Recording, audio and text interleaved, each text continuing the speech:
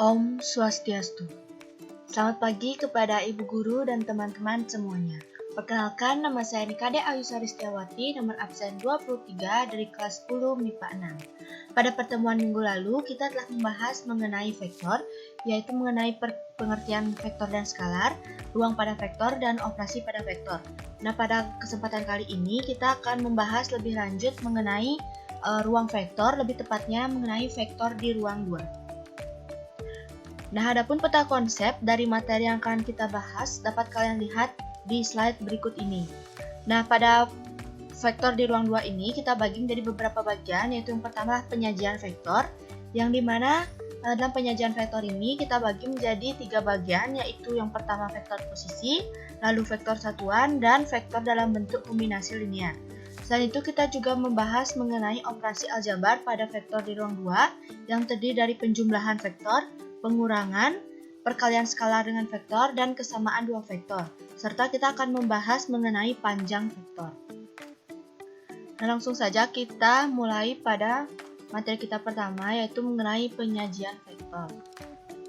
Nah, dalam penyajian vektor ini, seperti yang telah saya katakan tadi, bahwa di penyajian vektor ini terdapat 3 bagian.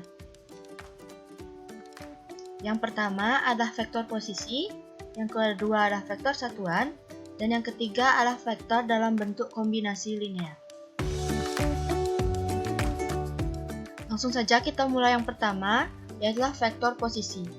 Nah, definisi dari vektor posisi adalah di mana suatu vektor yang posisi titik awalnya adalah di titik O, dan di mana titik koordinatnya itu adalah 0,0 dan berada di titik ujungnya itulah dimisalkan A dengan koordinat x, y. Nah, adapun ilustrasi dari vektor posisi itu sendiri telah saya berikan pada slide. Lalu yang kedua adalah vektor satuan. Definisi dari vektor satuan adalah suatu vektor yang panjangnya satu satuan. Yang dimana untuk mencari vektor satuan ini terdapat rumus vektor dibagi panjang vektor. Lalu yang ketiga adalah vektor dalam bentuk kombinasi linear.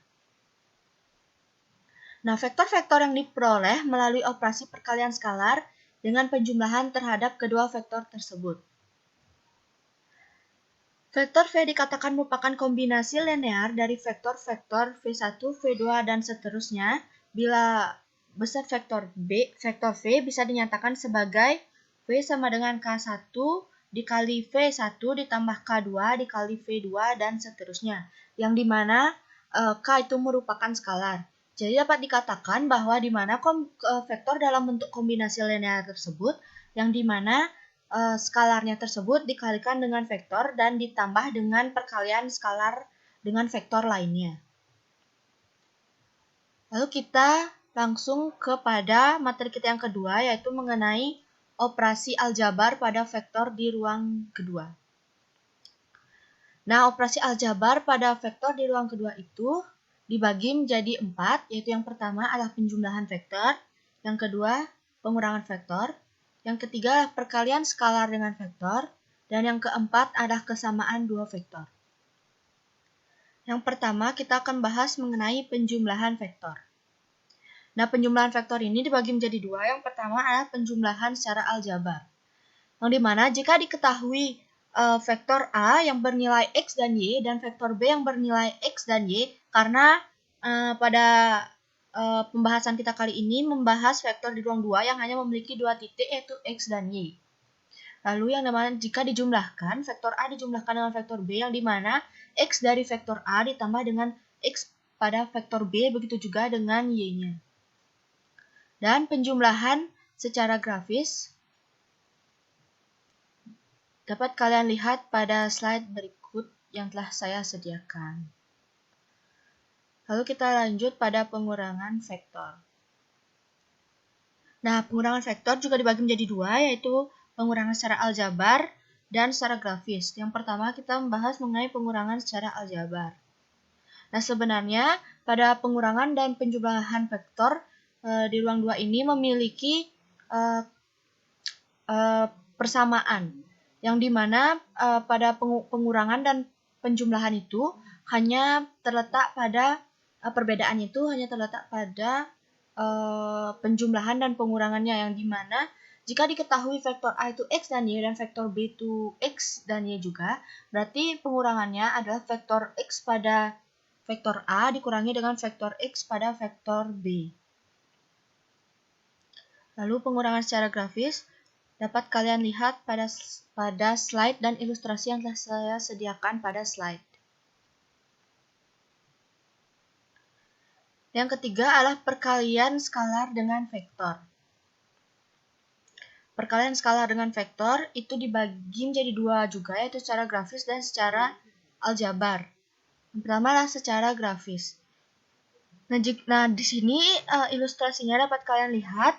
Nah, jika diketahui skalarnya dan jika diketahui vektornya yang setelah saya sediakan, lalu dikalikan dengan skalar, yang dimana jika diketahui skalarnya itu merupakan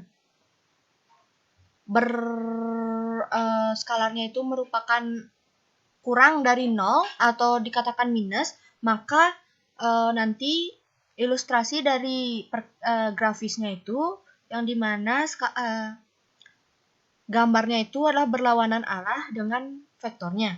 Jika vektornya itu lebih dari 1, maka dia akan searah dengan vektornya.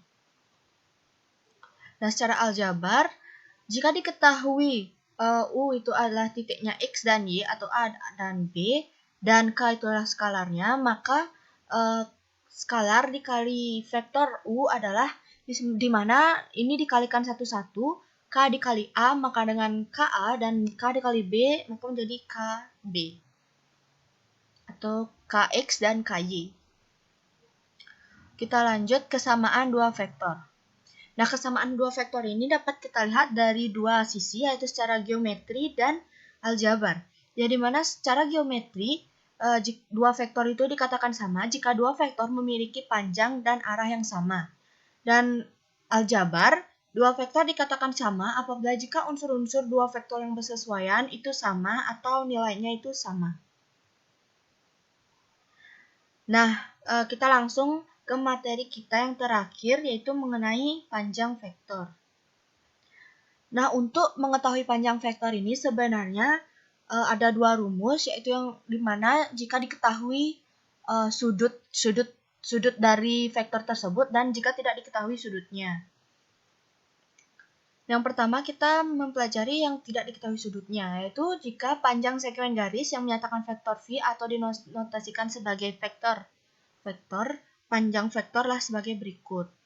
Nah, untuk mencari panjang vektor yang tidak diketahui sudutnya dan hanya diketahui titiknya itu, kita mencarinya dengan rumus akar X pangkat 2 ditambah Y pangkat 2. Nah, lain halnya jika diketahui sudutnya.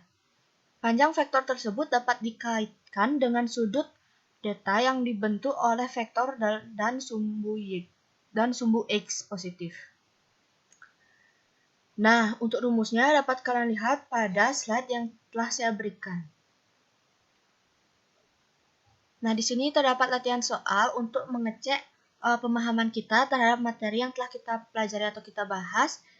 Di sini saya telah menyediakan latihan soal. Nah, sekian penjelasan yang dapat saya sampaikan pada pertemuan kali ini. Apabila ada kesalahan kata yang tidak berkenan, mohon dimaafkan. Saya tutup dengan Parama Santi. Om Santi Santi Santi Om.